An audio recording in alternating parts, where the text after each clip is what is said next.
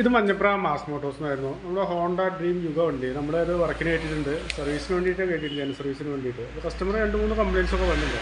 റണ്ണിങ്ങിന് ഓഫായി പോകുന്നൊരു കംപ്ലയിൻറ്റ് വന്നിട്ടുണ്ട്. ഓയിൽ ചെക്ക് ചെയ്തിട്ട് മാറ്റുക, അതുപോലെ ബ്രേക്ക് ചെക്കപ്പ്, സർവീസ് ചെയ്യുക, വാട്ടർ സർവീസ് ചെയ്യുക, വൈസറിൻ്റെ ഇന്നർ മാറ്റുക, ഇതൊക്കെയാണ് കസ്റ്റമർ പറഞ്ഞിട്ടുള്ളത്. അപ്പോൾ നമ്മൾ സർവീസിന് വേണ്ടി കയറ്റിയിട്ടുണ്ട്. അപ്പോൾ അതിൻ്റെ ഭാഗമായിട്ട് നമ്മൾ അതിൻ്റെ ബാക്കിൽ ബ്രേക്കൊക്കെ ഒന്ന് ചെക്ക് ചെയ്യാൻ വേണ്ടി അയച്ചിട്ടുണ്ട്.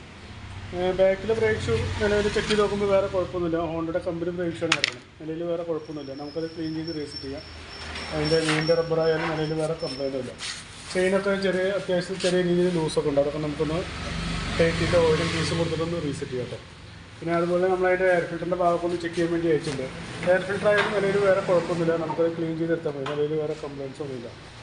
പിന്നെ അതുപോലെ സ്ലോ സ്പീഡിൽ ഓഫായി പോകുന്നൊരു കംപ്ലയിൻറ്റ് വേണ്ട. അത് നമുക്ക് സ്ലോ സ്പീഡ് അഡ്ജസ്റ്റ് ചെയ്താൽ മതി. വേറെ കാർബറേറ്റർ സംബന്ധമായിട്ട് വേറെ കുഴപ്പമൊന്നും കാണിക്കുന്നില്ല. അപ്പോൾ ഹാൻഡ്ലിങ് അഡ്ജസ്റ്റ് ചെയ്ത് കഴിഞ്ഞപ്പോൾ ആ കംപ്ലയിൻറ്റ് മാറിയിട്ടുണ്ട്. അതുകൊണ്ട് നമ്മളിപ്പോൾ കാർബറേറ്റർ അയക്കണമെന്നില്ല കേട്ടോ.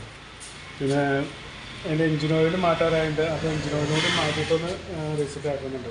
പിന്നെ വൈസറിൻ്റെ ഈ ഒരു ഇന്നറാണ് ഇവിടെ മാറ്റാൻ പറയുന്നത്. അത് നമുക്ക് നിലവിൽ സ്റ്റോക്ക് ഉണ്ടെങ്കിൽ അതുകൊണ്ട് ഒന്ന് മാറ്റിയിട്ടൊന്ന് റീസെറ്റ് ചെയ്യാം.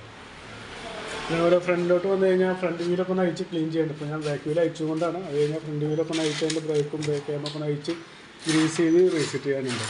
പിന്നെ നമ്മളതിൻ്റെ പ്ലഗിൻ്റെ ഭാഗത്തൊന്ന് ചെക്ക് ചെയ്തുകൊണ്ട് പ്ലഗ് ആയാലും നിലവിൽ വേറെ കുഴപ്പമൊന്നുമില്ല. നമുക്കത് ക്ലീൻ ചെയ്തിട്ടാൽ മതി. വേറെ കുഴപ്പമൊന്നും കാണിക്കുന്നില്ല.